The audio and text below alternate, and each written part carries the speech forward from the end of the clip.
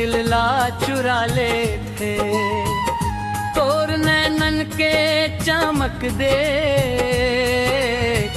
मोर सपना सज जाते। हाय सजनी तोर संग मां जिंदगी रंगीन हो गे, तोर हंसी के धुन सुन के मोर मन गीत गुनते। आजा रे मोरानी संग संग सपना सजावो, मैया के रंग मां भिंज के खुशियां के दीप जलावो। नाचा गावो हंसत गावत हर दिन तिहार बनावो, तोर संग मोर जिंदगी ला फूल जैसन महकावो।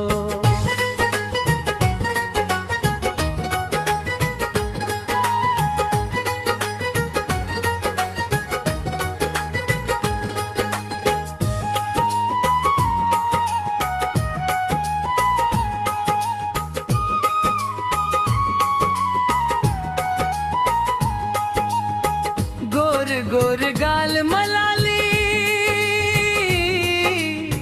चंदा घलो शर्मा जावे, तोर मीठ मीठ बोली सुन के फूल बगिया मुस्कावे। रिमझिम बरखा जैसन मया मन के आंगन भिगो थे, एक मुस्कान सजनी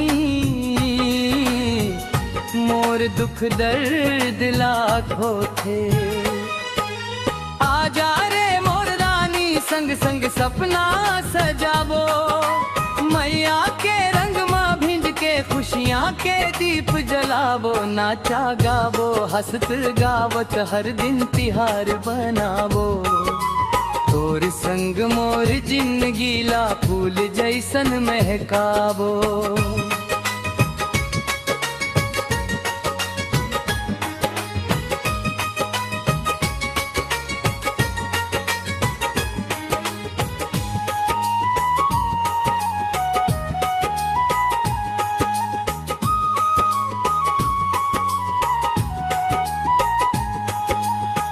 महुआ के खुशबू जैसन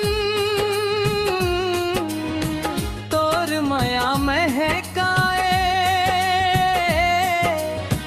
तोर संग हासत खेलते मनवा गजब इतराए।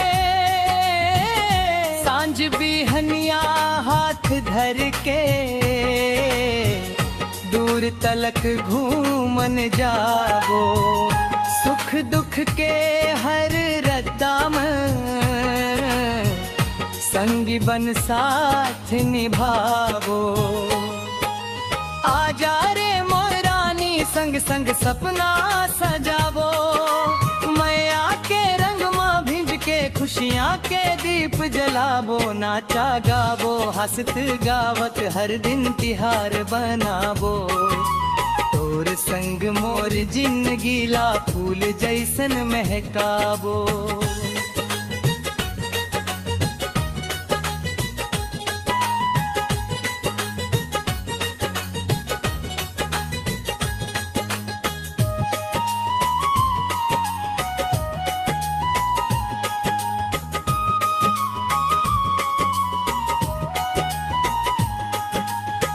चंदनी रात में सजनी तोर सुरता मन लुभावे, तोर संग बिताए हर पल मोला स्वर्ग जैसन भावे। जन्म जन्म के ने हमर अटूट डोरी बन जावे, तोर नाव ले मोर धड़कन हर पल गीत सुनावे। आजा रे मोर रानी संग संग सपना सजावो, मैया के रंग मां भिंज के खुशियां के दीप जलावो। नाचा गावो, हंसत गावत हर दिन तिहार बनावो। तोर संग मोर जिंदगी ला फूल जैसन महकावो।